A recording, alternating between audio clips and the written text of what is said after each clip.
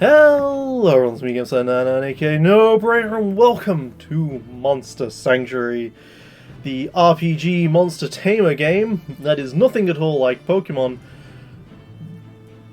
that I've been playing for about, well, over a year now, in online competitive tournaments. We've had a couple since, and I wanted to release some of the content, some of the games that I've played for this latest tournament, and I realized when doing so, no one's going to really know what's going on. I know that very few people who watch my channel would have ever even seen this game. And, you know, normally I don't go and explain how a game works necessarily. I just play it and then there we go. But Monster Sanctuary is really not easy to understand because something like Pokemon, for example, you've got, you know, your super effective attacks, and you know, even especially with the newer games, they tell you exactly what attacks super effective, what attacks neutral, so on and so forth. So you've got at least an idea of what's going on if you know the type chart or something like that. So Pokemon's not a very good game for people as a spectator sport. Monster Sanctuary is even worse because in Monster Sanctuary the games are, well, I'm just going to start playing. I'll play a quick match here. The plan here is that I'm going to explain the game at a very high level, then explain my teams at a very high level. Then I'm going to go in and explain the monsters at a deeper level, for people who perhaps know or want to continue learning about this game at a further depth. So bear with me here. I'm just going to show straight up what this game is. So I'm just going to play a game against AI, and here we go. They're a blob team. They've got all these slimes, all these different slimes, and I've got my team here, and I'm just going to choose, and I can choose up to 3. It is a 3v3 game in which I have started.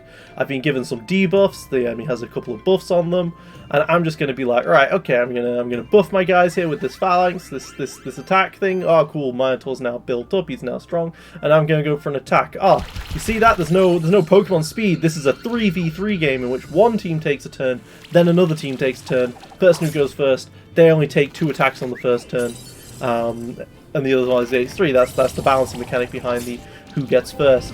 Oh, I'm taking a lot of debuffs damage. Oh no. Okay, well, you know, I've got these debuffs.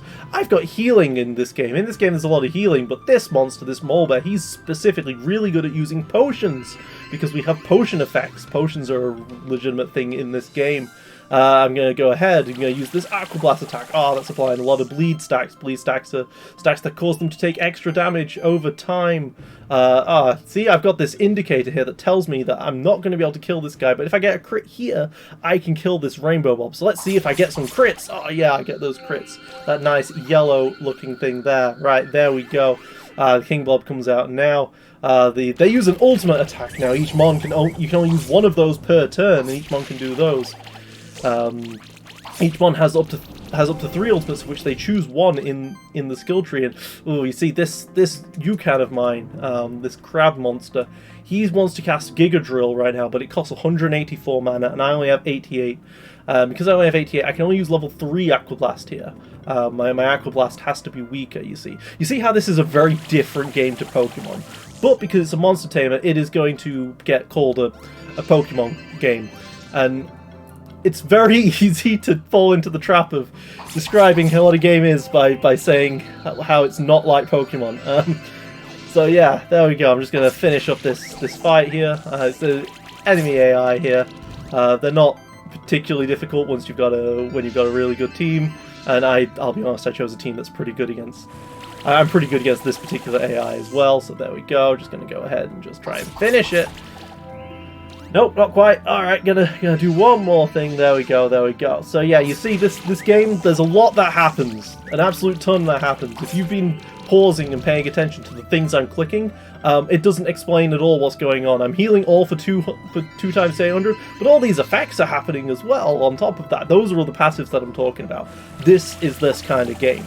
And I think if I throw you into a multiplayer match like this, you're not going to know what's going on, so it's best that I try to explain, at least from my bit, at least give you something so that you can understand how this is going to go. So this is going to be mostly a menu-based thing, and I'm going to go ahead and explain very briefly how this game works. So, you know what, I'm going to go straight into the game again so I can show you on the so I can show you on the thing, show you through this UI. So, this is a game where you have a combo meter at the top. This combo meter fills by performing actions. I use this phalanx, which gives an attack buff and a defense buff to everyone, and then a bunch of other random buffs, which gets me 11. So that means my next attack is going to do 155% damage. That is the combo concept of this game. There's also the buff concept of this game. There are 9 different buffs. One of them is physical damage increase, one of them is sorcery damage increase. You know what? If I just spend some time here buffing up, I'll eventually get all the buffs here. I'll get all the buffs here, and then I can go through all of them for you. Looks like I'm also going to get pretty much all of the debuffs as well. That'd be also very helpful for my explanation here. I got 4 here, 4 debuffs here. There are 6 in total. I've got Armor Break, which reduces my defense by 25%. Burn, which causes me to take extra damage based on my attack value. Chill, which reduces my mana. Weakness, which causes me to take increased, makes me deal less damage. Then I've got Poison, which isn't on here yet, but you've got Poison, which causes them to take a percentage of their health as damage. Well, a portion of their health based on their max health. It's not technically a percentage. And then the final one is Weakness, Burn, Chill, Poison, Weakness, Armor Break. Oh my god, why do I not remember the last one? Well, I've got a cheat sheet right here in front of me so that I can just glance at that one. Burn, Chill, Shock, Poison, Armor Break, Weakness. Yeah, that's 6. How did I... Oh, Shock. Yes, I didn't mention Shock. Shock is when this monster gets hit, cause them to take an additional 40% of additional 40% hit. There's also buffs. If I just keep buffing this guy till he gets basically all the buffs that he could possibly ever want, and then I should be able to show off all of these buffs as well. Okay, so you've got Might, which increases your physical damage. Sorcery, which increases your magic damage. Glory, which increases your crit strike chance and your crit strike damage. Psychic, which causes you to do an additional 40% damage hit after the attack. You see how Psychic and Shock, they're opposites, but they're very similar? Yeah, Shock's right here, yeah. When attacking a Shock monster, deal an additional 50% damage hit. You got Channel, which reduces the mana cost of abilities. Regeneration, which heals. Agility, which dodges physicals. Spell Shield dodges magicals. And Barrier, which reduces the damage taken. Okay, I know this is a lot to take in, but you've got all these buffs, you've got all these debuffs. These are a very important part of the game, because typically, in a team, you're going to have a healer, some kind of either buffer or combo builder, because you're going to do damage either by building the buffs, or by causing the combo meter to go up significantly. And then you've got the damage dealer, which in this case is this Minotaur, this little Minotaur guy who's got a giant axe who can just go bop! Dead. You see? This is the game. And I really like it. I really like how things just go crazy, things happen, and this game is built very much around a large part of this game, a very large part of this game is based on the team that you build outside of the battle. Because pretty much every single monster of the 110, I think it is, or maybe 130 at this point, monsters that are in this game is a viable contender for a team. And most monsters have a lot of monsters have multiple ways they can be built, and sometimes you want to build those monsters differently based on whichever team you're going to go up against. And we have team sheets, so we know what we're playing against in the game, in the tournament, so we can do that. The way this tournament is, this is a tribes tournament. So that means all monsters have to be of a particular tribe. But this one is beasts. So there are weaknesses and resistances like in Pokemon, but in Pokemon, you'd have an ice team. And every monster on that team pretty much is going to be weak to fire, right? In this, the tribes don't necessarily represent the strengths and weaknesses. So in this, my tribe is Beast. I have Molebear, which is a beast. Sutsune, who is a Occult Beast Mage. Spectral Lion, which is a Spirit Beast. Minotaur's a Beast Warrior. Caragor's a Beast Mage. Yukan's an Aquatic Beast. You see, I've got a Beast team. Now, I probably should have shown this earlier, but the reason why tribes is a tribal things is a thing, because if I go to skills, here we go. Pokemon teach things by TMs, and then you've got this like not able stuff, and you've got to figure out, go onto Smogon or whatever to figure it out. In this game, each mon has its own tree, and the skill tree generally has either 1 or 2 big attacks to choose from, and then a bunch of passives along with it. So in this case, my Minotaur can choose between Heavy Punch and Freezing Punches. One is a single target, very heavy damage, 1 times 565% of a physical, so that is 565% of 622 up here. Let me move to the mouse. I use the controller to play this game, but let me go to mouse now so I can actually explain things. So 622, 565% of that. Or Freezing Punch, which does 6 times 80 for 480% physical damage, but it's water, right? Slash. He has Slash, he has Stone Rain, and then he has this this buff tree over here. You see, this is where games get very complicated, right? But very importantly, the thing I want to show is that my Minotaur has Weaponry, which is one of his abilities, which increases the stat gain from weapons for warrior monsters. Weapons, what are those? Well, each monster can have its own weapon and accessories. Pokemon has one item. This game goes, yeah, stats. Game for nerds. So, we have our stats that do the things. Cool. Alright, so, if you don't want to know any about any of this stuff, let's just take things at a very high level here. The tournament is tribes. You bring 3 tribes. You have to ban... the opponent gets to ban one of yours, and then you keep the other 2. Now, the tribes that you pick... It's not just that you pick the tribes, you pick the 6 monsters within that tribe. So you get a team sheet, and you get 3 lots of 6 monsters, and then you get to ban one of those. Ban one of those teams, and then play the other 2. And it's the first person to win with both of their teams. So I pick Beasts. I need to win with Beast. So if I pick my Beasts and Mages, because I've got a Beast team, a Mage team, and an Ancient team. If my opponent bans my Ancient, so I'm stuck with Beasts and Mage, I have to win with both my Beast team and my Mage team. So it's best 2 out of 3, kind of. Think Highlander format in Hearthstone if you remember that sort of thing. So yeah, I've got a Beast team, a Mage team, and a Ancient team. Those are the 3 teams. Now then, super high level. Here's what each team does, and this is the very bare minimum that you're going to need to enjoy the videos, I think, is that this is a Beast team. This Beast team is a buff team, so I have Spectral Lion and Minotaur here, who both benefit heavily from getting a massive amount of buffs applied to them.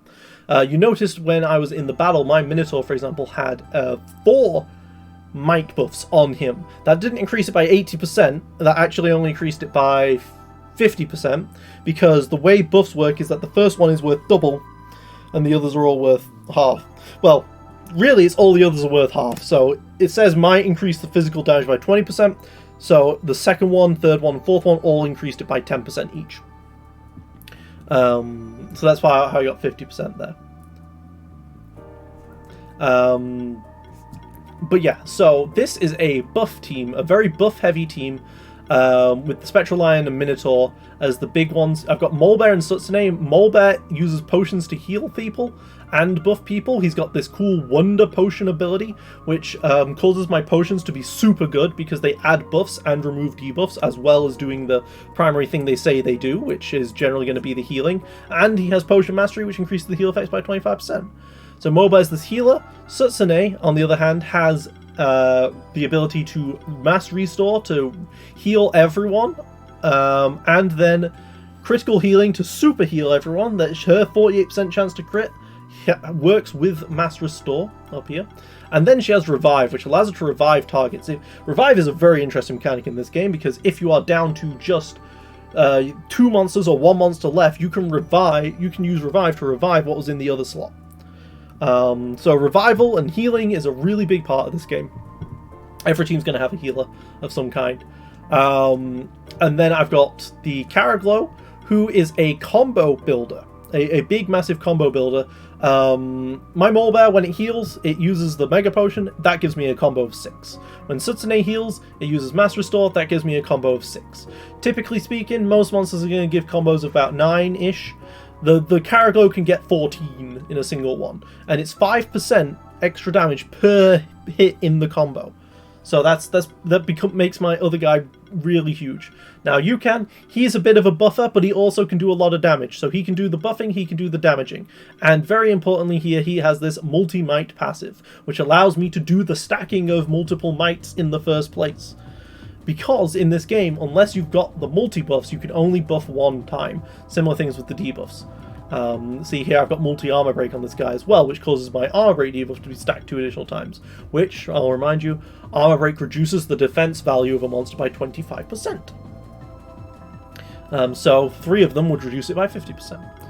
So that is the basic of this team. It is a big buff team, and very importantly, each monster has bleed, where they're my 3 big damage dealers, Spectral Lion, Yukan, and Minotaur, all have bleed.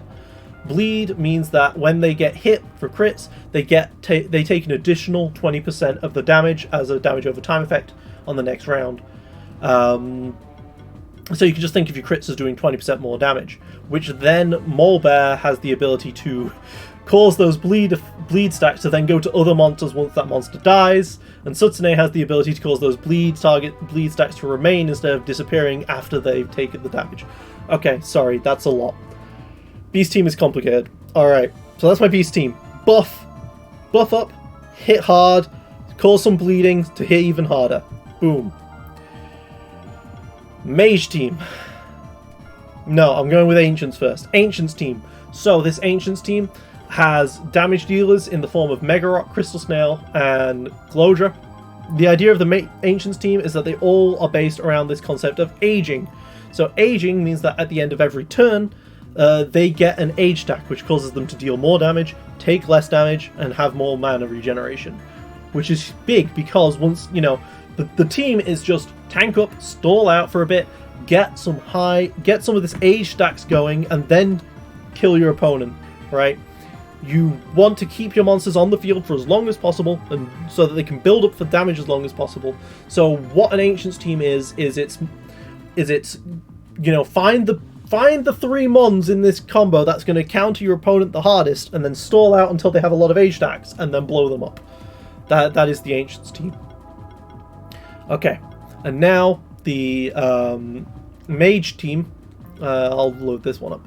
The Mage team is a debuff team.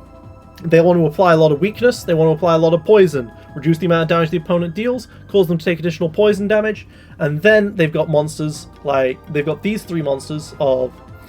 This is a Changeling. I should probably have swapped him out for the Changeling. I just realized I'm using a dev changing. Well, not dev changing, but the person who set up this this save file, which has 6 of everything, has a monster called Aravat. Hi, Aravat. The Mage teams then have 3 monsters that all have this Death Blow effect, which causes them to deal increased damage for each debuff on the target. So, get them weak, massive amount of weakness stacks, massive amount of poison stacks, to buff up the damage you're going to deal, to then hit them really, really hard. And then you've got some ridiculous cheese at the end.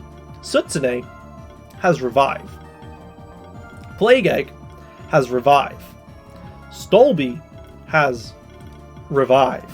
Araklik has Revive. So the way this works is that I get 3 of these 4 to be at the end game. And then if your opponent doesn't take out all 3 of them at once, they can just keep reviving each other. It's a revive chain. There's a classic team on the ladder called Bleed. This is a classic archetype on the ladder called Bleed Stall, which is typically uses the Occult tribe, actually. But I'm using the Mage tribe here because the Occult tribe banned Sutsune and Araklik to be together because they're very, very powerful together in Occult specifically. I actually do have technically 4 Occult monsters on here because Changeling is all types, and then Stolby is an Occult Mage, Occult Mage, Occult Mage, but Formagus and Plague Egg are both mages that aren't Occult. Yeah. So, put the debuffs on them, hit them hard with some Death Blow, and then when your monsters start dying, just try and stall for time with these revive stacks and let the debuffs kill the enemy. That's the goal of this team. So those are the 3 teams. Those are the buffs. Those are the debuffs. Monsters also have weaknesses.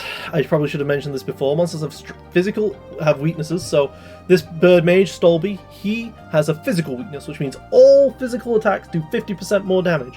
But he's resistant to earth-based attacks, so earth damage is reduced by 50%. It's worth noting here, I've been talking about physical and magical attacks. There is only one defense stat, so it's not like Pokemon where you've got your special attack, special defense, physical attack, physical defense. You've just got one defense stat, but you've got physical and magical attacks. So the Colt is weak to all physicals, but resistant to earth. Arachlic is resistant to neutral and water, but is weak to magic. Plague Egg, weak to water, but resistant to earth. Now it's worth noting, not very effective attacks in Pokemon do half damage. Do half damage here. However, super effective attacks here only do 50% more. So it's not as hard a counter system as what Pokemon is. Okay? Right. You have equipment, which can give you stuff. For example, for me, let's go with Plague Egg. So Plague Egg, he's my support. He's a healer, big healer guy. He has Restoring Wand, which causes my heals to also remove debuffs. Shield Generator to give him extra mana and a shield at the start of every turn. Hide to give him some more health and defense, and Crown to give him some more health and defense and mana. Very defensive, very tanky. You can see that this 428 defense here results in 52% damage reduction. Most monsters are going to be, most of the time you're going to want around 50% damage reduction if you're not a damage dealer. Defense falls off as time goes on, so like the more defense you have, the less effective each additional point of defense is. And yeah, there's also feeding, but that's not really important. You just get some stats. In this case, I have 3 sets of health stats on this guy. You just get some stats. Okay, a lot to take in. If that's all you take in, if you've got to this point and you're like, okay, this is a lot, and I'm not interested in continuing and learning about how each of these monsters individually work, thank you for watching. I hope you can follow through the rest of the videos that I make on this game. And have fun. This is a really fun game. I would recommend it as a game to play. It's got a lot of Metroidvania elements, and I really like it. For example, Arachlic, he has this cool thing which allows him to shoot out a web, which then it can attach to specific which can attach to specific walls, right? Like, it's cool. You capture monsters and then use their explore effects to then explore the map. It's really good. This game has a really strong Metroidvania feel, and I would highly recommend it. Okay, now then, nerds, geeks, lovers of stats, let's start going through things. So, I'm going to now explain how each individual monster works and how that supports the greater whole. I'm not going to go into the super detail at how I've individually built these monsters. I'm just going to explain the important passive effects of each monster and what that brings to the table. So Molebear, I've already explained, has Potion Mastery and Wonder Potion. So that means their potion effects are very strong, which allows them to heal and have a really good buffing and anti-debuff effects. That is what Molebear is. He also has Multi-Barrier, which barrier reduces the damage by 20%, so with 3 barriers that's going to reduce it by 40%. So he could be defensive, he can provide defensive buffs to all of his allies. He has Hibernate, which means if he's using a potion, because potions don't cost mana, using a potion, he'll get barrier. Why is that important? Because of shared barrier. So when he gets barrier, other monsters on the team get barrier as well. Which is why when I used UCAN and I gave barrier, the barrier spread to a bunch of to other people. Right? And he also has defensive presence, which at the beginning of my turn, someone gets barrier. So he is defensive, a defensive healer who provides barrier, applies defensive stuff. He also has Taunt, which gives a 25% chance to intercept an attack. This ability is tilting because some monsters have Taunt, and those games can be won or lost based off of Taunt, and it's very difficult to play around because it just happens. It's really effective when it happens, but yeah, Very, very scary. So I always have a chance to just intercept an attack that's going to go to one of my squishy, my squishy backline damage dealers. He also has Rampage, which increases the critical strike chance of all beasts by 10%.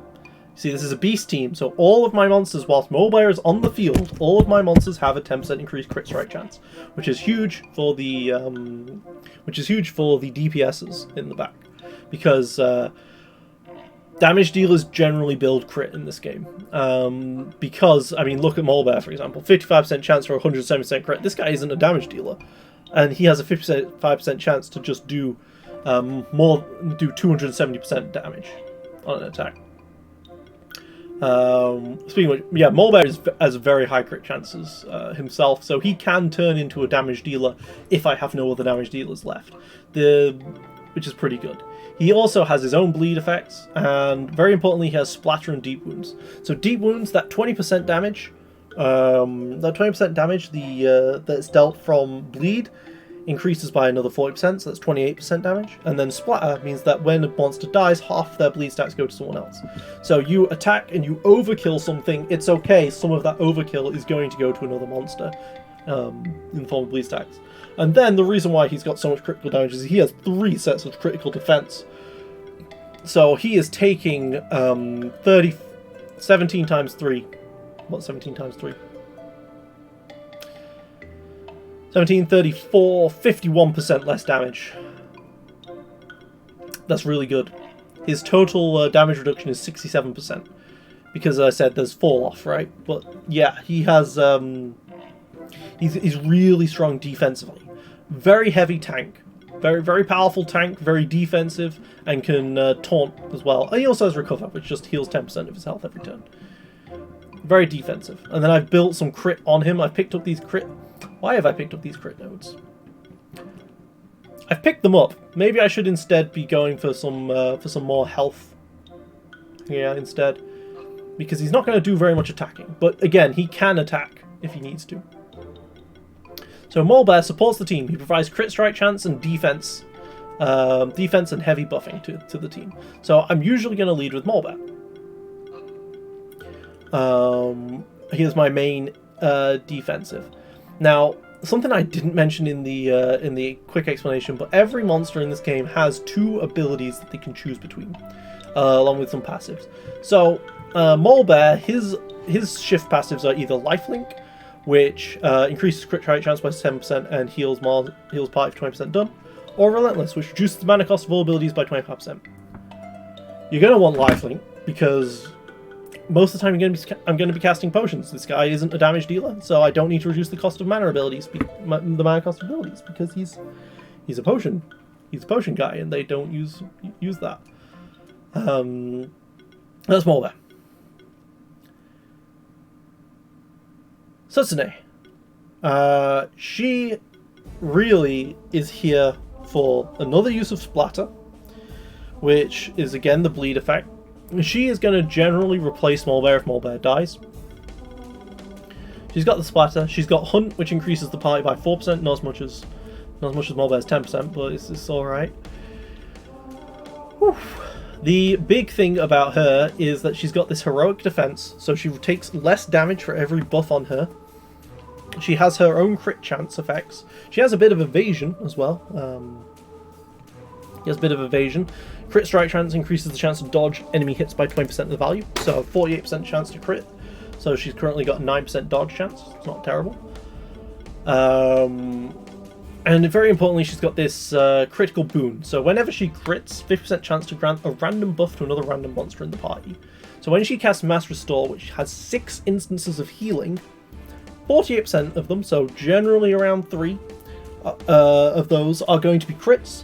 And that results in 1.5. 150% chance to grant a random buff, so 1.5 buffs per casting. Now she's got some healing there. That seems pretty low, right? Well, she's also got assistance, so every time she heals something, they have a 10% chance to get Sidekick. Sidekick is the one that causes you to have to do more hits. Now, it said, if you recall, Sidekick was a 40% damage hit, and you can understand why 40% isn't a lot when, you know, say, a Lightning Slash is 440% you know, that's that bit. Anyway, point is, so she's got a chance to buff someone else whenever she does a thing. She also heals when she attacks, but I'm not going to really use her as an attacker. But she also heals based on the amount of damage people take from bleeding. And when she heals people, they also get a shield equal to 10% amount shielded. And she's also got this ability to steal buffs from the opponent. She's got this buff stealing effect. So specifically, these are auras. So they allow other people to steal. So when she gives other people psychic with this multi-psychic buff, they then can further steal buffs from the enemy. So it's a bit of an indirect way of buffing people. She's not nearly as good at buffing people as Mulberry is. She's also got Purify though, which is nice because that can remove some stacks of Bleed, Wound, or Blind, or Tether. Bleeding, I've already talked about. Wounding is reduces the amount they can heal by 65% and then goes away. Blind is it causes them to miss 40% of the time, and Tether reduces the damage dealt by 5% per stack. So Purify to purify those is very helpful, but it's generally a team is gonna run something of those stacks. Rarely they're gonna remove all of them. But the biggest thing about Sutsune is that she has Bleed Out, which is a very rare, well, not very rare, but very powerful aura for bleed monsters, because generally speaking, because what's supposed to happen is they take the bleed, you know, that bleed says they're going to take 2,000 extra damage. Okay, cool, they take the 2,000 and then the bleed stacks half, and so next time they're going to take only 1,000. This keeps that up, which means that the stacks are going to keep increasing over time. They're not going to get any weaker, and you're going to be applying more, so they get worse and worse over time, which allows you to break through some of the really defensive stall teams.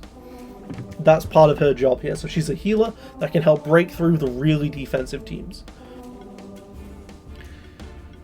And that's the Sutsune. Just for the sake of it, though, she does have a very good light passive as well. Buff Mastery. So this gives you can give a stack of every kind of buff. An additional stack of every kind of buff. So you know how multi-psychic gives me 2 extra psychics? Well, this can give me an extra of everything, which is insane on a buff team. So if I feel the need to, instead of doing this bleed thing, if my opponent has a lot of Purify, for example, I can then shift her into Buff Mastery and instead make her just a much better buffing buffer. Right? Because you get to choose, you get to see your opponent, what your opponent's monsters are, and then you get to pick what the shifts are. So that's Sutsune. We're going to go to Lion now. I don't know why I'm doing right to left, but I am. Lion is a starter monster. He is really good with buffs. His whole thing is that he's really big with buffs. He has the bleed effect, as I've said before. He can give himself buffs, he can give other people buffs. He's got this critical mass to give himself a buff, he's got this critical boon to give other people buffs. And he's got this heroic party effect, which causes every monster to deal 1% extra damage for each buff on it. This heroic defense to reduce the damage taken by 2% for each buff, and then heroism to increase the damage by 2% for every buff. So he has 3 effects that increase in effectiveness the more buffs they have. So a lot of buffs. A lot of buffs here. He's also got aging, which I've talked about with the Age team. So the longer he's on the field, the stronger he's going to be. And then there's multi-life aura, which gives me 1 extra stack of regen, 1 extra stack of glory. And then makes my regen effects much better as well with improved regeneration. Which causes them to regenerate an additional 7.5% of max health. Regeneration typically regenerates 7.5% max health, so that doubles the effectiveness of regeneration, which is pretty huge. He also has, for the light shift, he has Buff Mastery, which causes him to be able to apply an additional buff. As I said, he's got this critical boon and critical mass combo, which causes him to get extra buffs on crits. His other one is Heroic Assault, which sometimes I might choose, but that gives you 1% increased crit chance for each buff on it. It's generally not as good as Buff Mastery because I already have high crit chance, but sometimes if I just need the consistency, I could go to Heroic Assault. That's Lion. So the more buffs on him, the stronger he gets. He can become an absolute monster with that.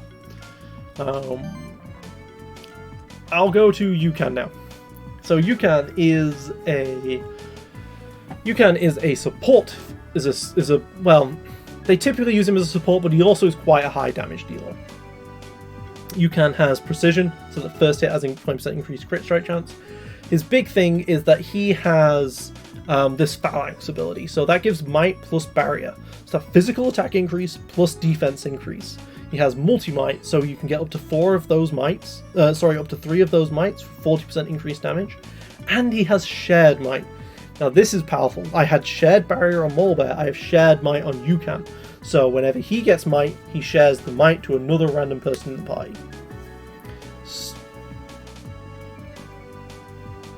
So he spreads the buffs all over the place. He also has this situational support ability. So when he uses a buff action, the very first time in combat he uses it, also gives an extra buff to all allies. And shield them by 20% in their max health. So when he presses this button, he gets might, barrier, and something else to everyone. And then he gets shared might, which gives another might to someone else. So that's why he tends to be used as a support in quotation marks, because he gets used to apply this thing once, and then he's just done a ton of buffs at the start of the game, and then there we go. He's amazing. He also has this Forceful Might aura. So, for example, Yukan has a 52% damage reduction. This Forceful Might aura would reduce that defense reduction. Well, ignore 10% of it, so 5.2% extra damage for each stack of might a person has.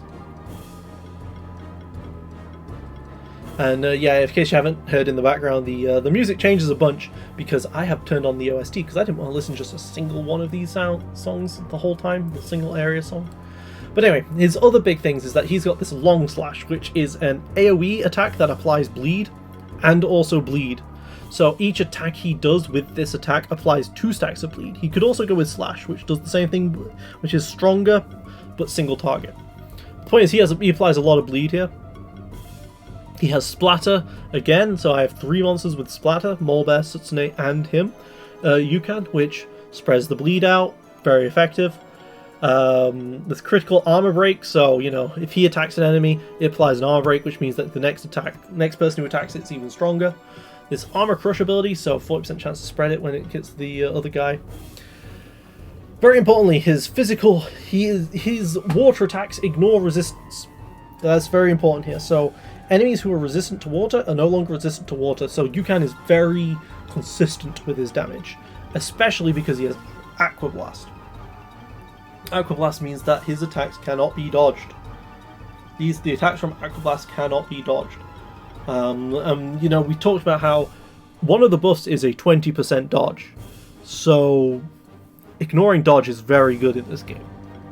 And then he has critical liquid, so water attacks do 10% increased crit strike. So yeah, he has 3 defense procs as well, which a proc is an effect that applies when you attack. So in this case, he does 6 attacks with the Aqua Blast, but then he does an extra 3 attacks, so he's actually builds up 9 combo on an attack. That's pretty good. That's pretty good. But yeah, that's Yukan. Supportive monster that does a lot of damage once he's built up a bit, with this Forceful Might and the fact that he has multi-might.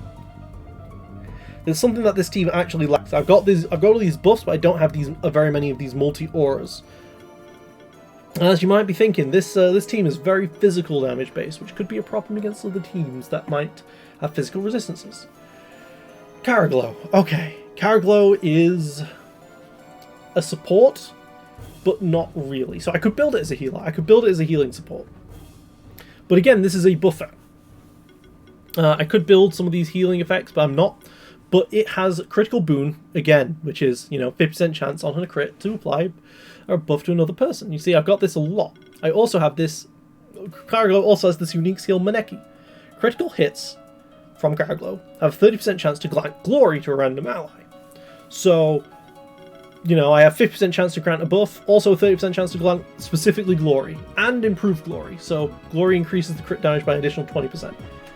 So, Karaglow does a lot of extra crit stuff. He also has Empower for 5% more damage to everyone. And now the really cool thing about Karaglow, I'm actually going to explain it and then show it off. He has Bite, which does 4 hits, but then heals for 4. So this is an attack and a heal, so this is classed as both. That means it does an 8 combo. It has this attack proc and these 2 magic procs. So that's 11 combo. He has auto heal, which because the attack of bite is a heal, will mean that the heals count. So this goes from 8 with the 3 procs goes to 11, goes to 12 with the auto heal. And it's got combo healing, which means that when he casts a healing spell, it heals another person. So that's 13 combo. And then power healing, which heals again. So he has a 14 combo on this bite. I'm just going to do that right now. Just going to do that right now. This Caraglow hits 14, and a 14 combo is considered high in this game. Boom, boom, boom, boom, boom. Look at that. Caraglow with 1 attack, all of these buffs. All of these buffs, and my attacks are doing an extra 70% damage. You know, combo that with Molebear, the classic Molebear. Oh, yeah, that I went first, so I only had 2. But it was an extra 6, so that meant that my lion was going to do 200% damage. So that's what Caraglow does, and I really appreciate that this is what Caraglow is. Caraglow is really cool. Has a heal attack. It has a heal attack that, because it's counted as both, does a huge amount of combo. Caraglow also has Revive, probably never going to do it. It has dodge chance on its first round, so it's pretty resistant in the first round. Nothing else particularly matters. It's got some more lifesteal for some health healing. Oh yeah, sorry. I said 14. It's 15 because of critical hybridization. Whenever you do when the first time you crit, you also do an extra 6% hit. And because of critical healing, all these self-heal effects can also crit. So he goes nuts. He goes absolutely nuts in terms of the all the buffing. The weakness of Caraglow is that he is squishy. 6,000 health is a lot, but he only has 288 defense after all of these defense increases, which is a 42% damage reduction. He's very squishy. So you got to be careful when you bring him in. But Caraglow, absolute beast. Also has a bit of evasion. And he has his 2 abilities are Critical Apex, which is what I'm using because I'm using him as a combo builder, which causes him to have an extra 2.5% crit for every every hit he does in the attack. So he'll do 4 bites, which then means that each of the heals have an extra 10% plus more for each crit. So you can get up to 100% crit very fast on these things. It makes him very consistent. You can build him as more of a healer, where you give him heal charging, which gives charge stacks. Charge stacks increase the damage of the next attack by 3% per charge stack, so, you know, you can get like 5 or 10 of those, but that's why I have him as. Don't want to get into too much detail. And finally, we have Minotaur. So Minotaur fulfills the same role as Spectral Line. Minotaur has Freezing Punches, he has Slashes, and he has Stone Rain. So he's got Neutral Physical, Water Physical, and Earth Physical, so it's decent coverage there, but they're all physical attacks. He has 255% crit damage, which is absolutely huge. Absolutely huge number. I showed off Spectral Line has 135%, and that's pretty good. Molebear has 170%, and then Minotaur has 255%. He has 1 critical defense node, so he's taking a lot less damage. He has double Protector aura, so all monsters in the party receive 15% less damage from it. He has this situational support ability, just like Yukan does, with full offense, so he can apply a whole bunch of buffs to a single person if he needs to. He has the heroism and the heroic defense, so he does 2% more damage and takes 2% less damage per buff on him. And he has this improved assault ability, which causes monsters deal 3% for each might, sorcery, and glory buff on them. So works very well with Yukan's multi-might. You know, you get 3 might buffs on this guy, doing an extra 9% damage. He also has Shocking Hit, so you stack blind on enemies when you hit them hard, which is really cool. Sorry, he has 2 critical defense nodes. Let's miss the other one. And he has Bleed, and he has Slash, so he bleeds and bleeds and bleeds and bleeds. Very strong monster. Very defensive, very offensive. This guy is your classic, like, high damage, high defense, very powerful at everything kind of guy, with his big weakness being that if he doesn't get these buffs on him, he is not very strong. And he Well, yeah, that's basically it. If he doesn't get these buffs on him, he's not very strong. But otherwise, he's an absolute god. And yeah, and he has the shift passes of either Equipment Mastery or Assault Shield. Equipment Mastery is what I picked here. He has Assault Shield, which can give him shielding when he hits enemies with crits and increase crit strike chance. I'll go with Equipment Mastery because that gives me a 4th accessory, and generally speaking, that is worth more than the Assault Shield. Well, maybe not. Shielding is valuable. That's Minotaur. So, between Lion and Minotaur, I've got 2 heavy damage dealers that really want to get buffed up. Minotaur actually has 67% damage reduction here. He is a tank and a half. 2 healers, Mole and Sutsune. Both of them have the ability to provide buffs, although Sutsune is a bit worse at it, because Mole doesn't cost mana. But Sutsune has this bleed out passive to make the bleeds more effective. Yukan and Karaglow are the buffers. Typically speaking, you're going to lead with 1 damage dealer, 1 buffer debuffer, 1 buffer, and then, 1 damage dealer, 1 buffer, 1 healer. That tends to be what it is. And that tends to be throughout all teams. You've got 1 person who does healing, 1 person who does damaging, and 1 person who does some supporting of some kind.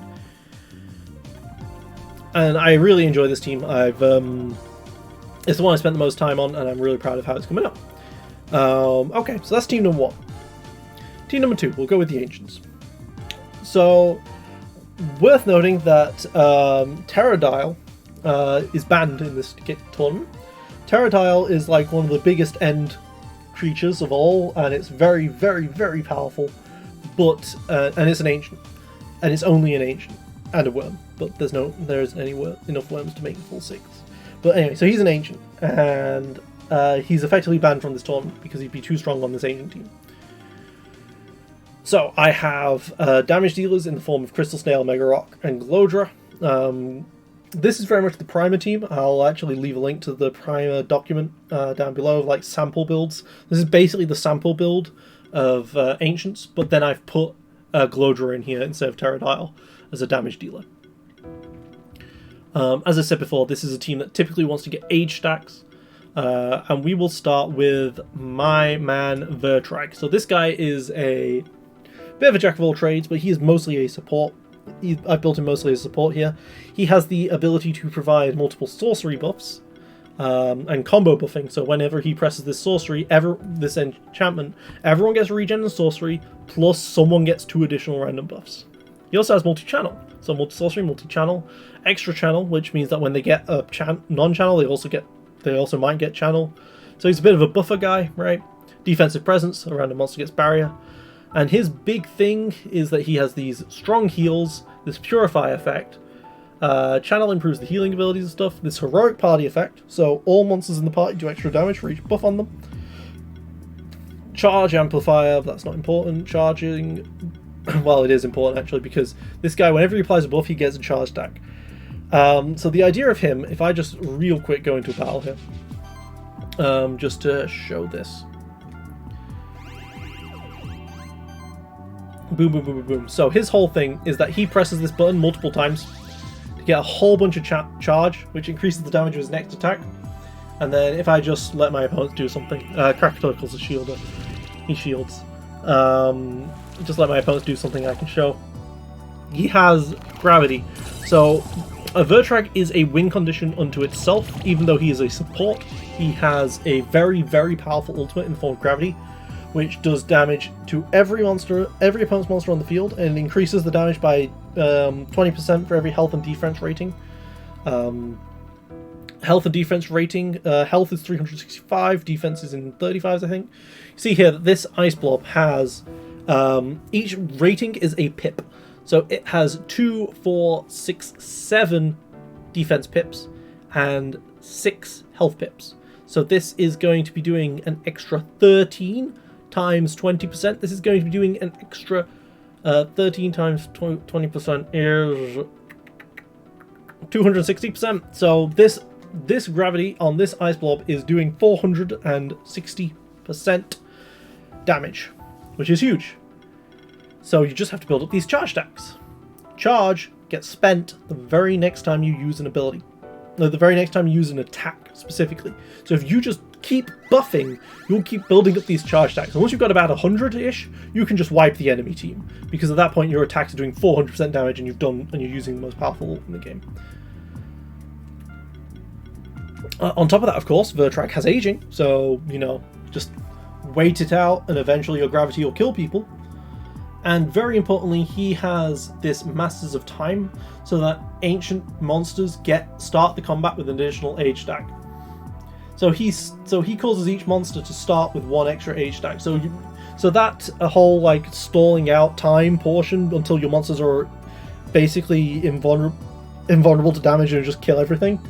It happens a turn sooner.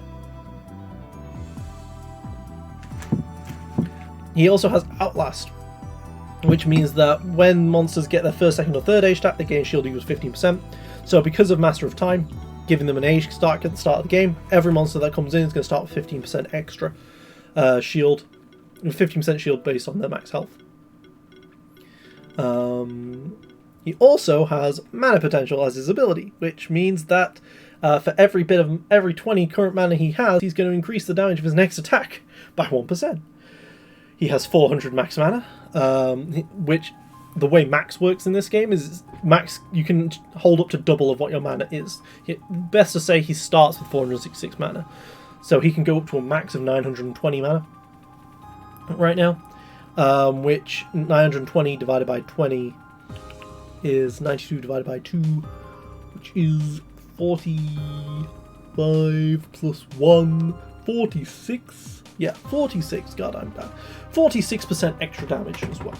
So you see how he's just got all of these damage multipliers, and this could make him a very powerful attacker, but we prefer him as defensive. We like to build him defensive, build him tanky, and then he will just kill people eventually anyway. You don't have to build him with doing damage, and he will still kill people. And on top of that, he's a healer.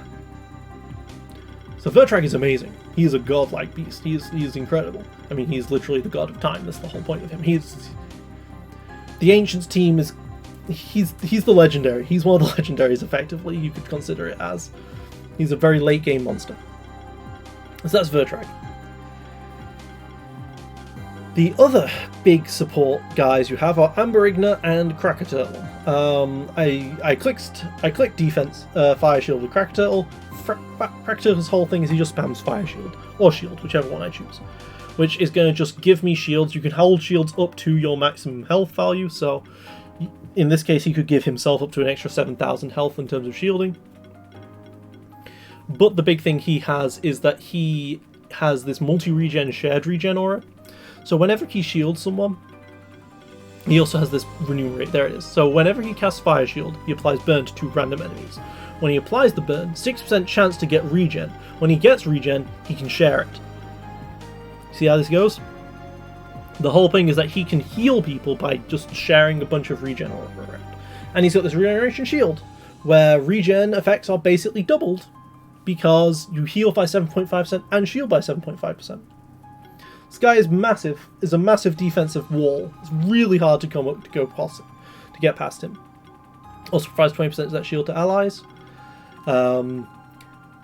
When they get burned, it spreads. When they take burn, you get more shield on your allies.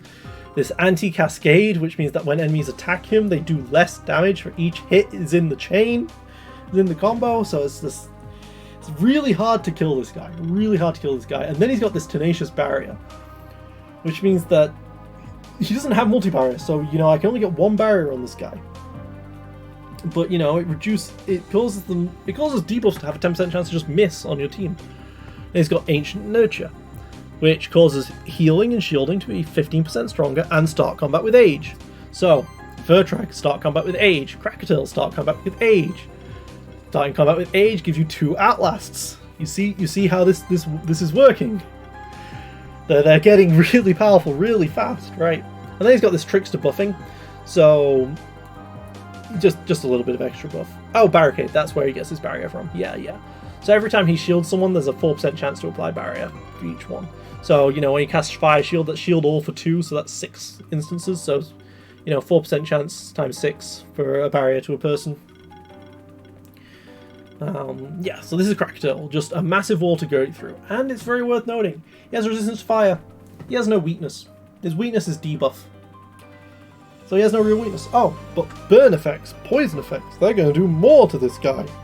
Yeah, but his light shift is Cursebreaker, so he's really good at removing debuffs. So is he really weak to debuffs if he's really good at removing debuffs?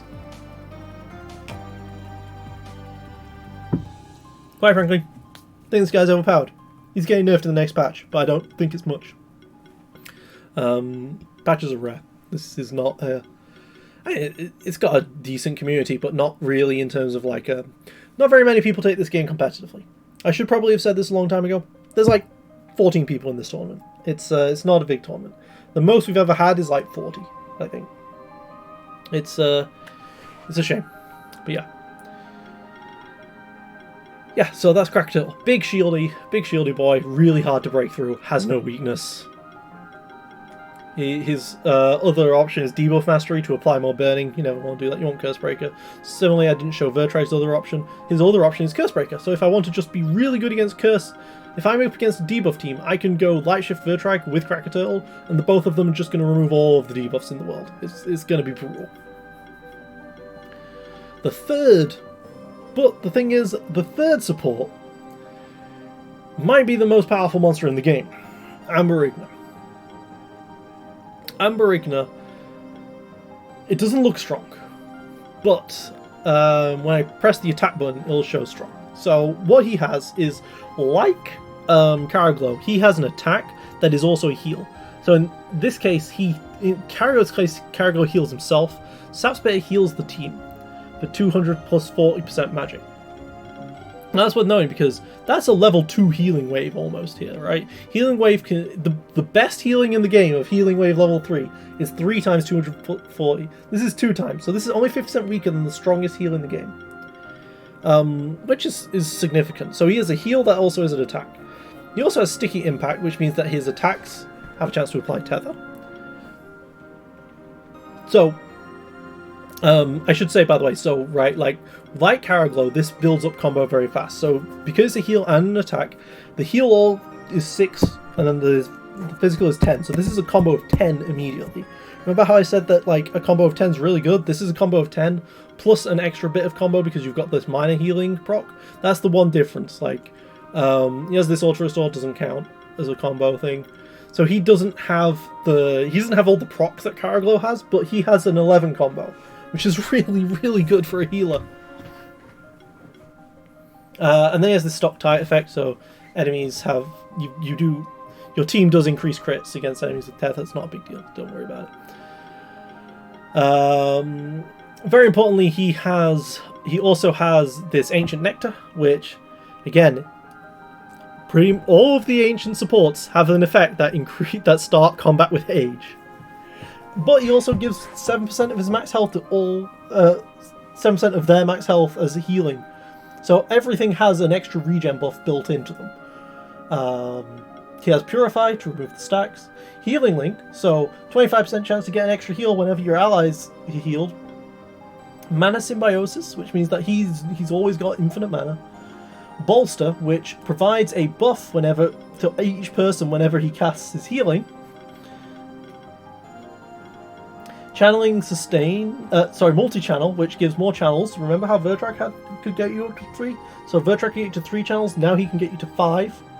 With Amber Igna, because you've got another set of multi-channel. And Channel gives each of your monsters a heal for 100% of his max mana. I should just read it at the bottom of the screen. 100% of the max mana is a heal.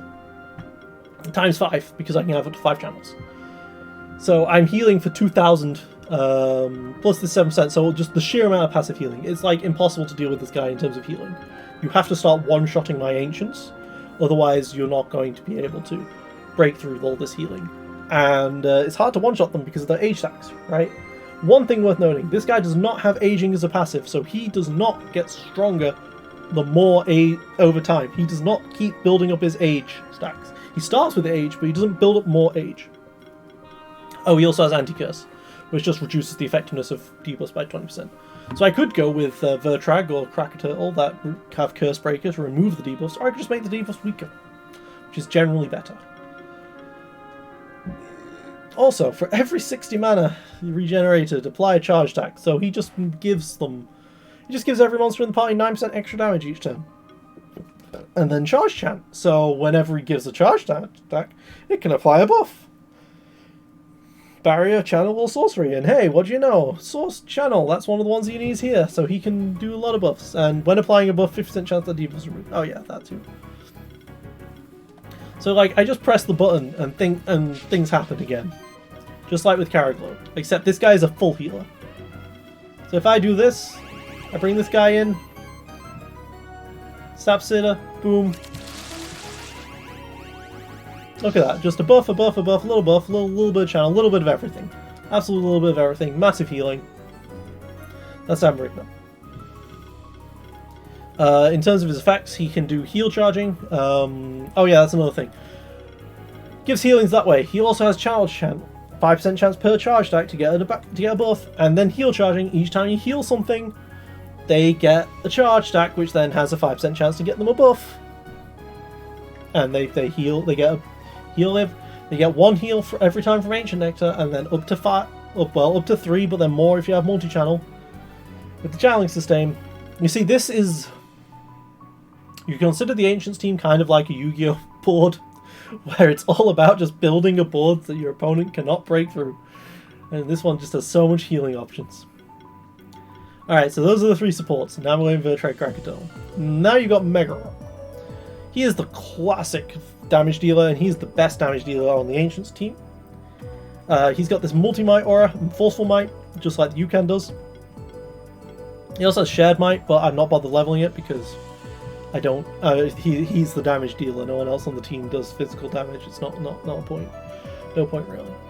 Anyway, his big thing is that he has Golden Age, so removes debuffs whenever he gets an age stack, and Primal Rage. So this is why he's so strong.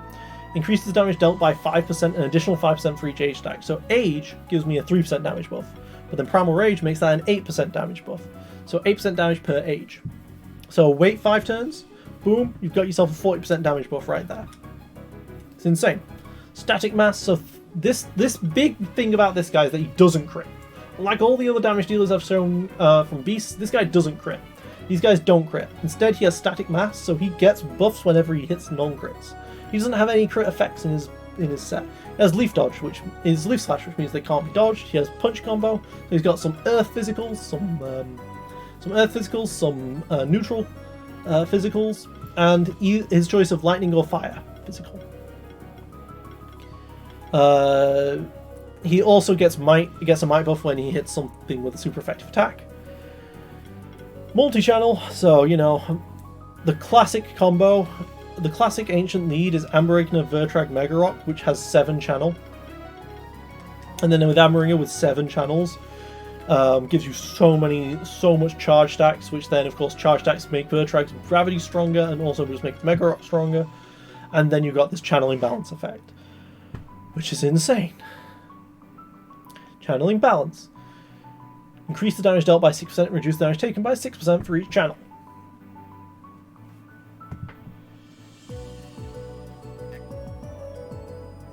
Seven of them. And that's going to stack with your mites, which give you 20% per. Well, 10% per plus an extra 10% for the first one. It's very...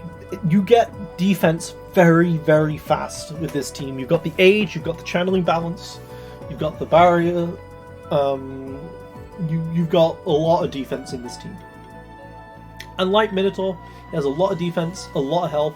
59% is considered really good damage reduction for a physical attacker. And you know what? The way I built this physical attacker, I've given him Dumbbell and Hide. So this guy has defensive equipment in Hide. He has defensive equipment, and he's got Banana instead of like Mushroom, which gives 3% damage per.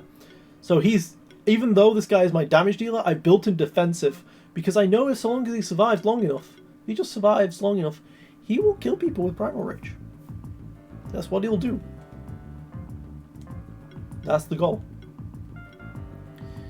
Also, his passive Utopia gives 3 charge stacks to everyone at the start of each turn, which of course procs Amberigna's passive that gives charge, turns charge into buffs, and just gives more charge for Vertrag to go for a big gravity. You can also get Shadow proc, which gives him an extra damage hit, but that's an extra 75% damage hit is not as good as giving yourself 3 charge attacks, which is just a 9% flat damage increase. It's just not as good. Let's make a roll. So if I just... let me just show this this first team off. So this team is really defensive, really tanky, really good against debuffs. I'm really good at just playing the long game.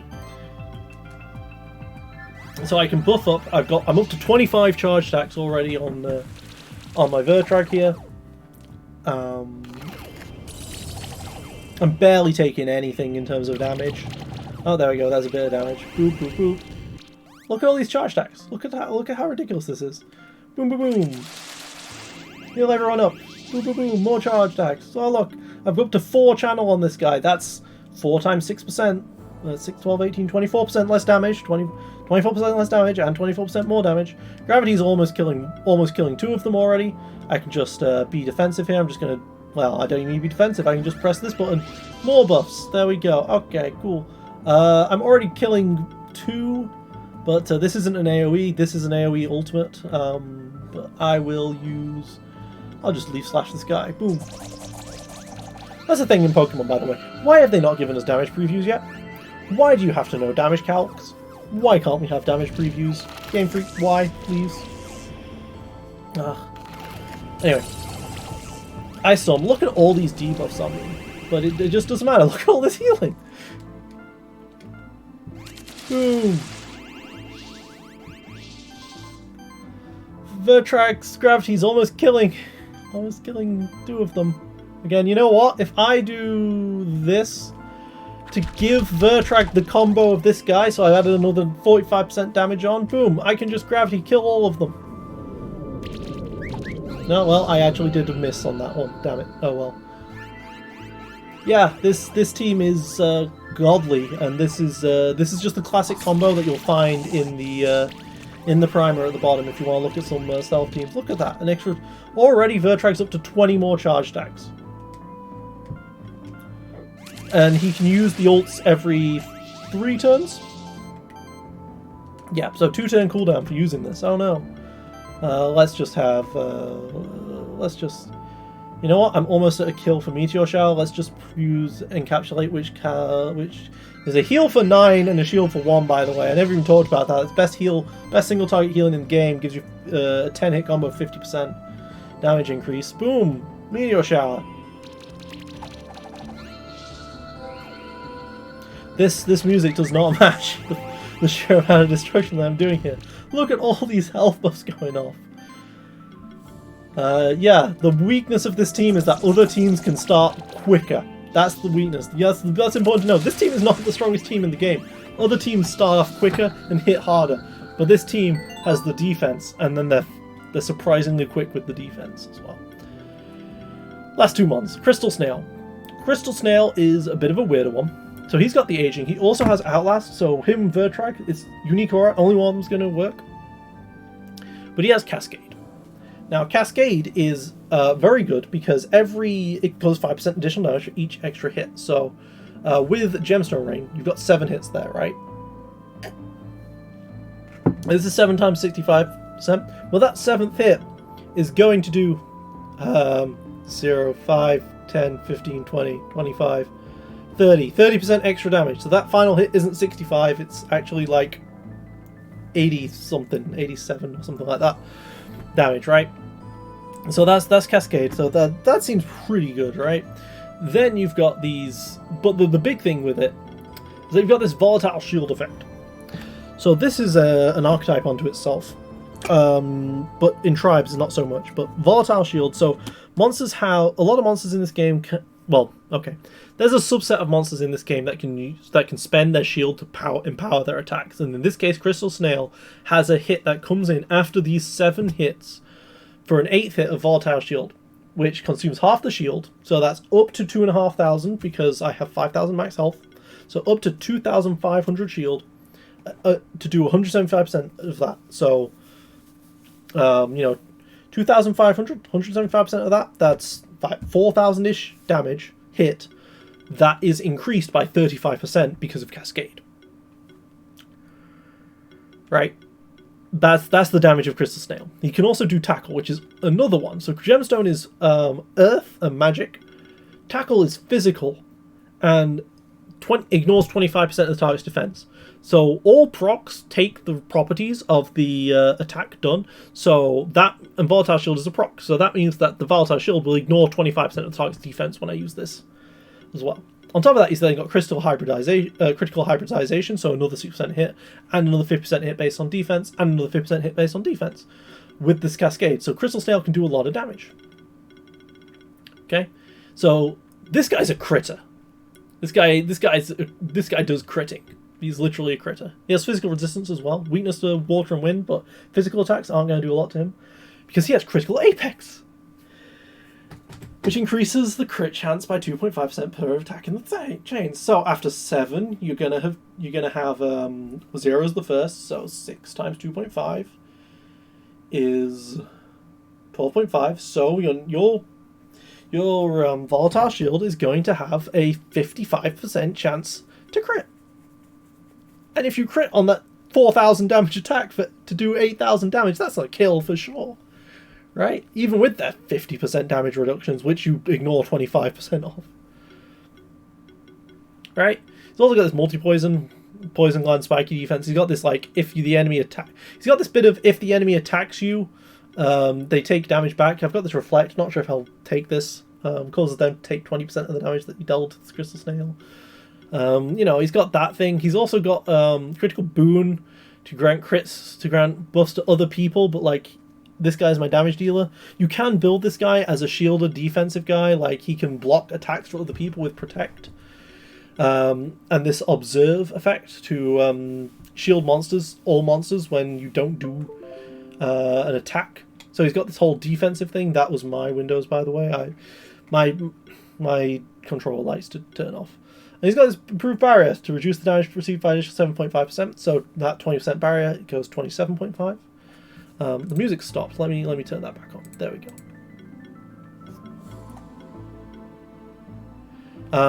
Anyway, so he's got this Protect. He's got Preemptive Shield to give himself some shield.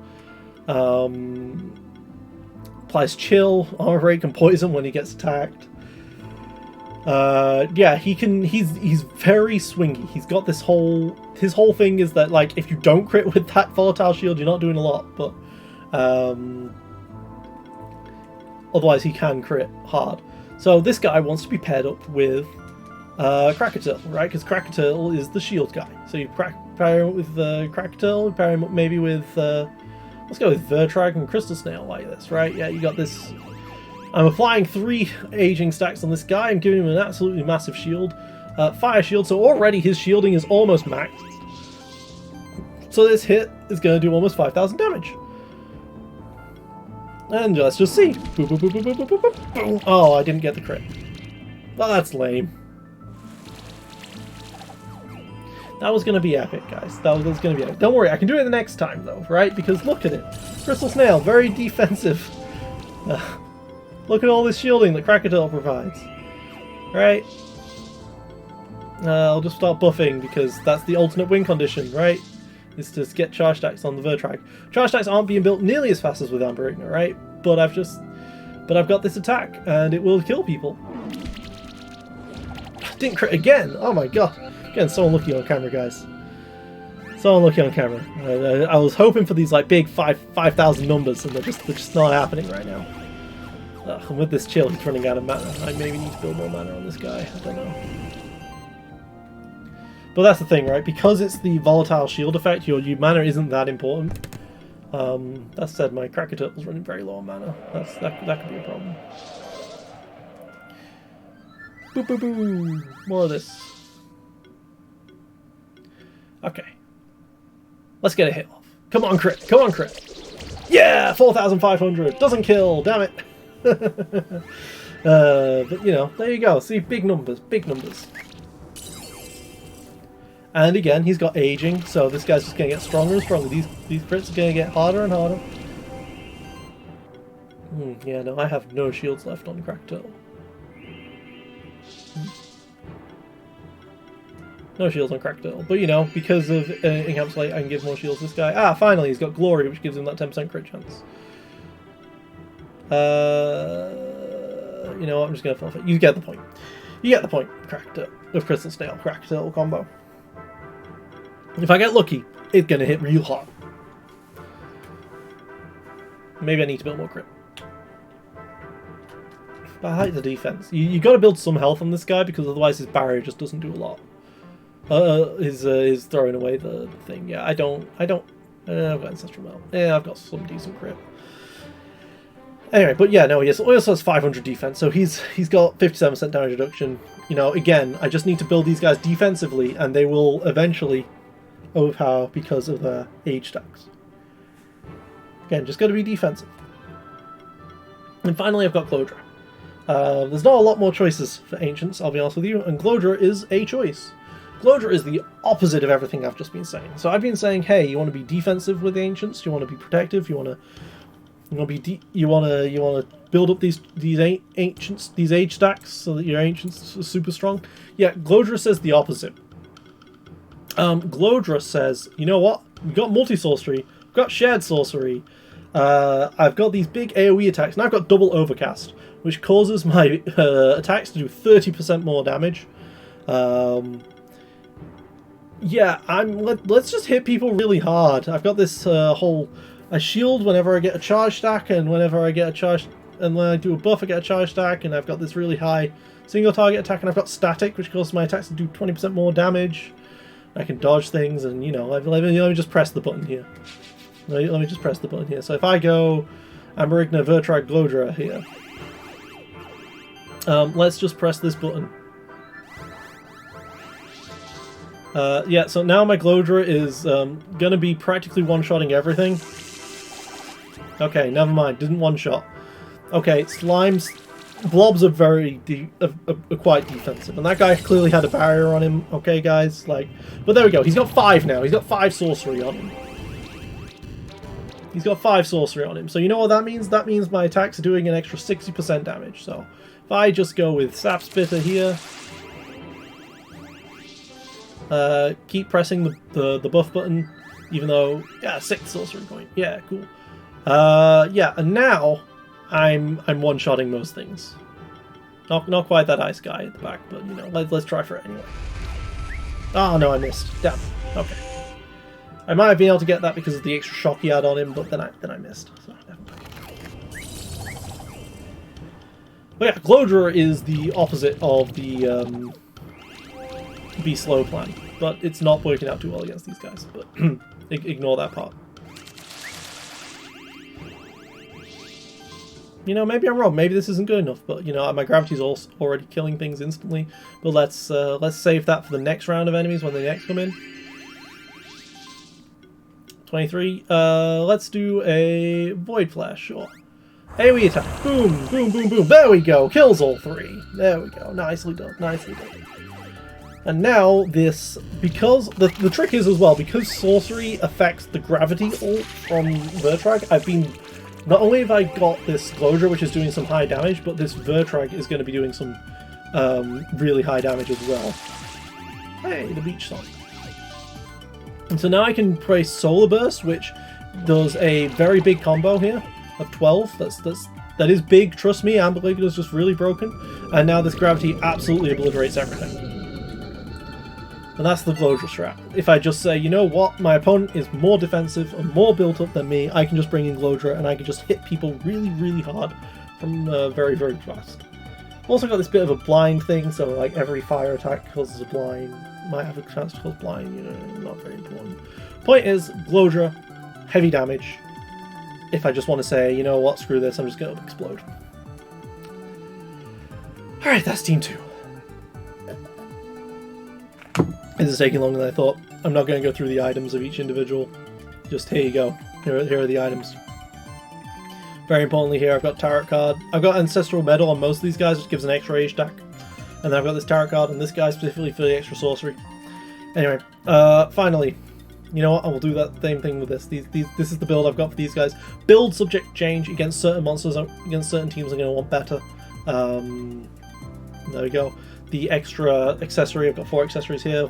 You know, 3 increasing my crit damage, and then the 4th one giving me an extra sack of might on the Minotaur. Anyway, final one, Mage. And so, we've talked about Sutsune already, right? Sutsune has this splatter ability. They've also got this blood magic ability, which causes mages to do bleeding. I don't have it on the Beast team because I don't really have mages. But in the Mage team, I have mages, so Sutsune has this bleed. Other than that, it's the exact same thing as before, and the goal is to get her out at the very end of the game, and then start doing these revive chains, with bleed out. Now, why is this such a big deal? Well, because the bleed stall part uses Oraclic. Oraclic has Blood Drive, which is an incredibly powerful aura. Very few monsters have this, and this causes my poisons to cause bleeding. I cannot stress how powerful that is. Enemies who take poison damage, this effectively... The fact is, the bleed stack is equal to the damage of the poison, which is a lot more than a single crit from a monster is going to do. So then when you combine that with Sutsune Deep Wounds, which I don't think I actually have on anyone. Never mind, don't have Deep Wounds on anyone, which would have increased the damage by 40% more.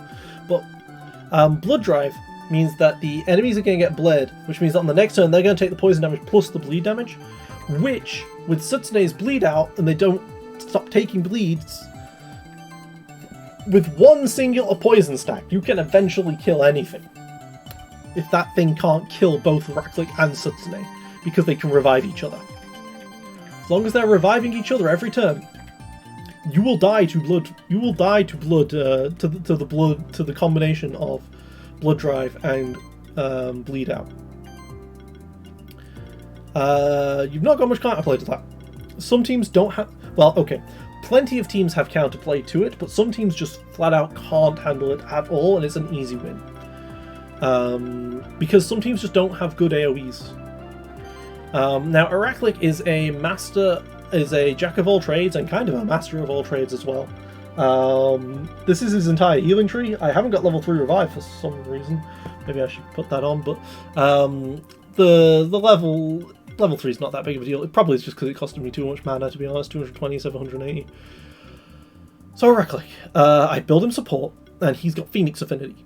Quite a lot of birds have this, but so does Oraclic, because, you know, this spider is clearly a bird. So when they would die, they instead revive at 10% of the max health. This only happens once, but then when you combine it with Necromancy, which heals an extra 20% of their max health, so they heal for 30% of their max health, gain 3 random debuffs and 3 H stacks.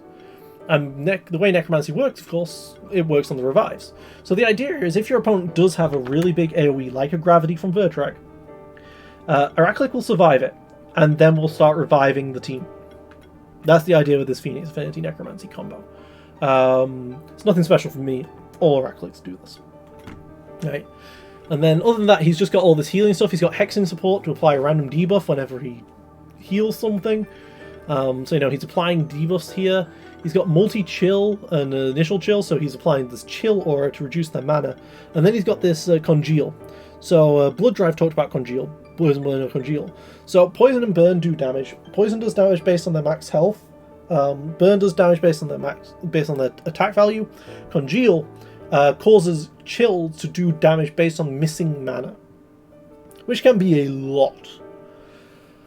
So chill suddenly becomes very powerful. It's very powerful. Some chill teams can be very powerful, but they need the congeal to be able to actually do the damage with the debuff. And Oraclic has this. So you're just doing debuffs that do damage to then have this Blood Drive go off. And you also feast, so you also heal every time that you deal damage, cause bleeds. Also got this Shield Burst. Probably never really going to use it, but if your opponent just completely ignores your Oraclic and he eventually gets some shielding, he can then just do this attack which throws his shield at the opponent and does a lot of damage. Oraclic can also be built with some damage because they've got Sure Strike and Bleed and Critical Hex and things. They can also be, so they can be built to do damage as well, and I might need an Oraclic that does damage later, but I've got this one as a healer. And he also has heal charging. You saw how strong that was in Amarina. It's stronger in Amarina than it is in Oraclic, but Oraclic still has a heal for 9 on this Encapsulate, which applies 9 charges. And then he's got this Feast, which applies charges to the entire team if he causes bleeds to happen. He also has this 20% damage ignoring for himself, but yeah. So yeah, the Raklik is a really good healer, a really strong healer that you want to bring in at the end with Necromancy and Revives to then do this Revive chain. So that's why Sutsuni and Raklik are banned when they're together in occult teams, because some teams just can't handle it. Can't handle it at all. Special thanks, by the way, to the Marshcat. Shout out to Marshcat. It's a bit late in the video for the shout out, but he's the one who said, why don't you just take your Mage Team and put Raklik Sutsune in there? And it's like, oh yeah, no, that makes so much sense. Okay, so how do the other ones work? So Sutsune and Raklik are two supports. So the support I'm going to be throwing out, because I want to keep these guys for the end game, so the support I'm going to be throwing out is the Plague Egg. Now, the Plague Egg, he has multi-weakness to get some more weaknesses. He's a healer, big healer, has the Purify Revive, has the Hexing support, so to apply a random debuff to a random enemy whenever he heals. But then he's got this big Warlock healing, so 10% chance to apply Poison, Weakness, or Armor Break for every heal applied. He applies 9 heals, so 90% chance, so 10% chance 9 times to apply a debuff to the enemy. This is fast. This guy can apply debuffs very quick because of this. So his Heal Mastery to increase his healing by 20%. He has an anti-curse. So all of the debuffs effects are less effective. He also has a necromancy. Raklik has it. If I have to send out my Raklik early, and then later on, Plague Egg can kind of fill that gap as well if he needs to. But it's just here for a bit of redundancy because I might as well. But yeah, he's got reviving. He's got that. He's also got this demotivate, which is huge. Causes enemies to do less healing if they have weakness on them. That's huge. This game, healing is generally more efficient than doing damage. But you can only heal up to the max health points, right? So this game is generally a game where if you miss a kill, they will heal up to full. Demotivate prevents this. So the damage that's going to happen from burn and poison, mostly poison, the damage applied from poison would be easily healed, except for the fact that I have this demotivate, so it's no longer easy to heal it. Yeah, and that's his big thing. He also has dominance. Oh yeah, that's the other thing. So it causes enemies to take 3% extra damage for each debuff on them. So Plague Egg is this healer support guy who's going to provide a lot of debuffs to the enemy whilst also healing yourself. He also has a choice between Supremacy and Overheal. I don't Overheal for now, but I can do a Supremacy build at some point. So Overheal is, just as I said, you can only heal up to max health. Well, actually 50% of it can be shield instead. Which is huge because you're often overhealing people, so overhealing. Or you can go for Light Shift with Supremacy. Worth noting here, each shift has its own, gives extra pips. So in this case, I have 3 extra hearts when I'm in the Dark Shift, which is why I'm preferring the Dark Shift, because 3 extra hearts, each heart is 375, I believe. I can check actually by just going in here and looking at a health node.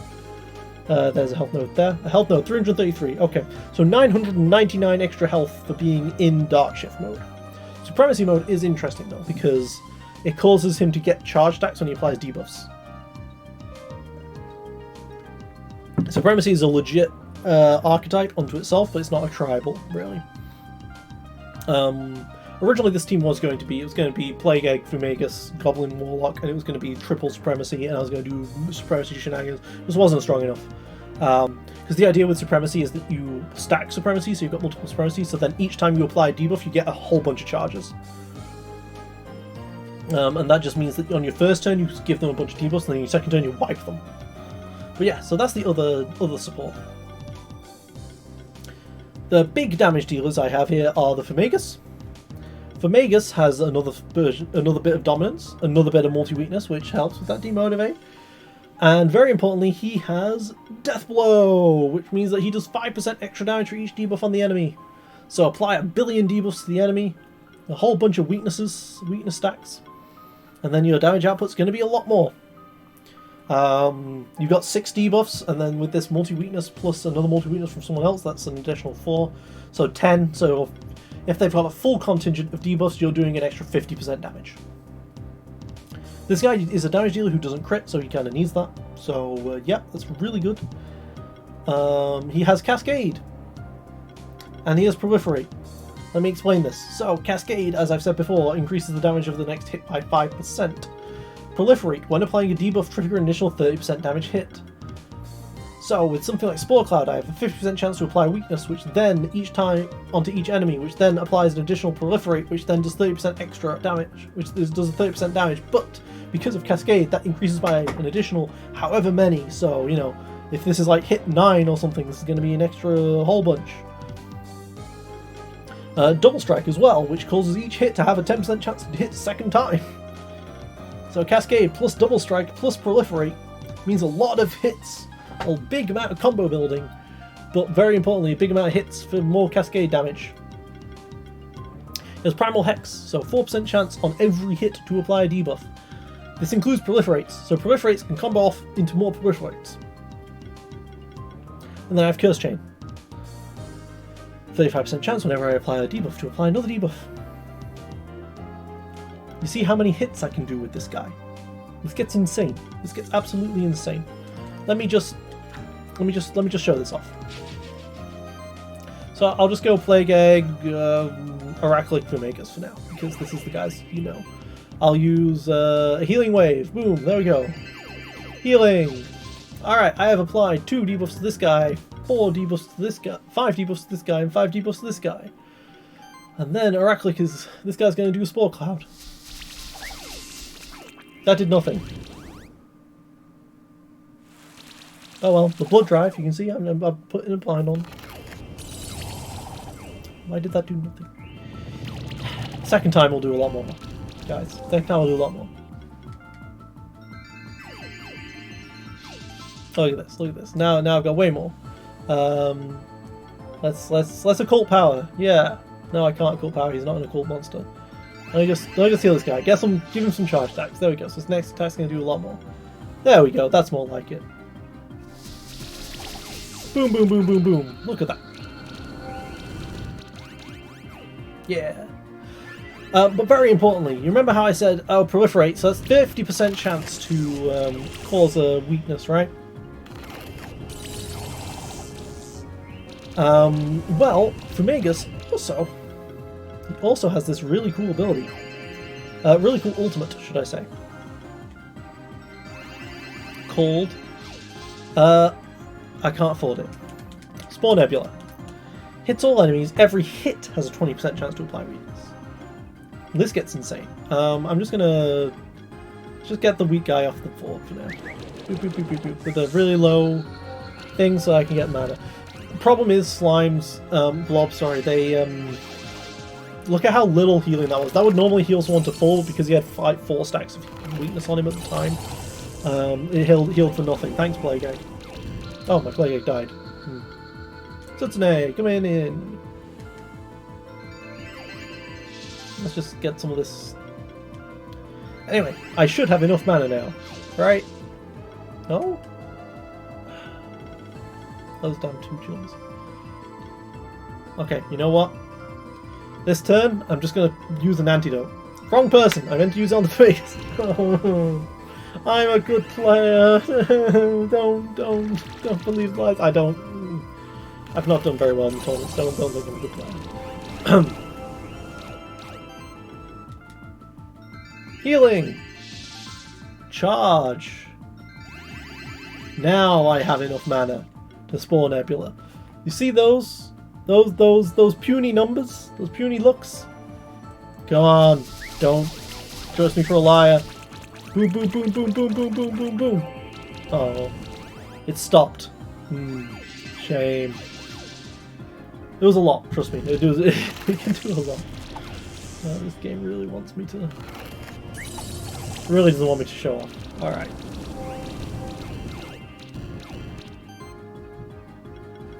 And now I have no mana on anything.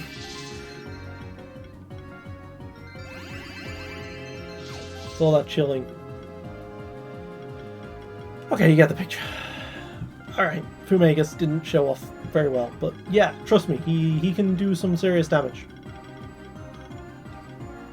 He can do some serious damage. It's just a bit of RNG if these double hits apply and all that sort of stuff, but he can do a lot of damage. As well as his Arcane Infusion, which is a 500% damage hit, which can remove 3 buffs, that's pretty good. And very importantly, has Earth Allegiance, which ignores Earth Resistance. So a lot of enemies that have Earth Resistance, it'll ignore.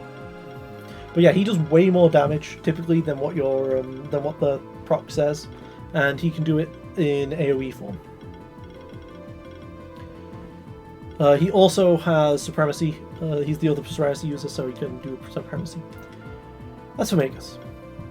Changeling. Not Aravat. Changeling. So Changeling is the other big damage dealer. He has Death Blow. His whole thing is that he can't... he only has two attacks in Arcane Bolt and either Slash or Long Slash. And they're all just neutral hits. So enemies resistant to neutral will be fine. But he also has this Counterfeit and this Imitate, so he can steal and use opponents' and other allies' abilities. So and he also has Cascade Proliferate. So he's doing the same thing, Cascade and Proliferating, but he can also steal the effects. And he has this Warlock heal. So I need to apply debuffs to apply this Proliferate. And this Warlock healing gives me the chance to do that when I heal people. But I'm not healing people, am I? Lifesteal I am. Each hit is a 15% heal. Each heal. So each hit is a 10% chance to apply Poison, Weakness, or Armor Break, which works with Proliferate and Cascade. So the big thing to do... So this guy also does a lot of damage. Let me show you this. Please work. So, I'm going to start with a Spore Nebula from Fumegas, right? Oh, look at that. Boom, boom, boom, boom, boom, boom, boom, boom. 15 hits. There we go, that's pretty good. And then I will imitate that Spore Cloud. Boom, there you go. Now there's a lot of damage. That was a decent amount of damage, to be fair, to be honest, because I was first player, so I only got 2 in. I'll do it again, and it'll be broken. So I'm gonna just heal now. And very importantly here, I can now imitate myself to cast the Spore Cloud again. There we go. Boom, boom, boom, boom, boom, boom. Look at that. 22 hits. 22 hits. So this next Spore Cloud should kill them both, right? Or have the poison kill? Yeah, there we go. He's much better now that I've got both of these guys here. Fumegas Changeling is a really fun combo that I've been wanting to play with for a while. I use them on my Supremacy teams really effectively, and oh god, my opponent's Changeling just wiped my entire team. That's what Changeling can do. You see? Changeling is really good, guys. Point proven. Okay, and finally, we've got Stolby. Stolby's definitely weaker than the rest, because I'm not really sure how to use him, but this guy can be built as either a support or a damage dealer, realistically. And he's got multi-poison, so all of this stuff is weakness. Nothing has been multi-poison until this guy, which is kind of a weakness of this debuff team, is that I'm not getting more poisons on people. Oh yeah, I should probably say. Changeling also has 7.5% chance to apply a random debuff when he hits something, to stack the proliferates. And he has debuff mastery, so it doesn't. So he can always apply an additional stack of poison or whatever he rolls.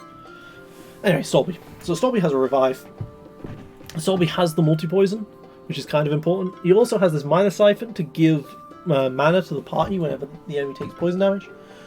Spreads the poison, and also has Proliferate. Because what he does is he also has Death Blow, and he has an attack. And he has dodge chance built in. 10% chance to apply poison whenever he attacks. So, you know, 5-10% chances to proliferate on an attack here. Or 7 with this Gemstone Rain. He has Double Strike just like Fumegas. And he has this Corrosion ability, so that Armor Break causes the damage of the poisons to do more. That's pretty good. He can also be built, he also has the Warlock healing, and Anti-Curse, so I actually have 2 guys with Anti-Curse. I have Stolby and Plague with Anti-Curse, which is big, because that's a 40% damage, 40% reduction on debuffs. And he has Warlock Healing to apply more Poison Weakness or Armor Break. Now the trick here is that Mana Siphon gives me mana. Mana, when I get mana at Transfusion procs, which heals. And whenever I heal, Warlock Healing applies. So each poison has a 10% chance to apply another poison effectively when the enemy takes poison damage. So Storby stacks poison insanely quickly. And he's like my only poison stacker, so it's a good thing he does. And he does some good damage with the death blows and stuff. But he doesn't have the AoE abilities of the other guys. Every hit having a 20% chance to apply poison or burn means that Hades is a really good ultimate as well. But he can also be built as a support with Arcane Shield and Mass Restore and Revive, and just, you know, be a big buffing supportive healer instead if I need him to, if this whole damage dealing Stolby doesn't work out. And yeah, his little passive's overheal, which isn't great. So yeah, Beast. So yeah, to recap. One gets banned, keep the other two. Beasts, bleed, buff, do high damage with some big, strong, beefy boys. Mages. Big. Provides a load of debuffs, which then causes my death blows to do loads of damage.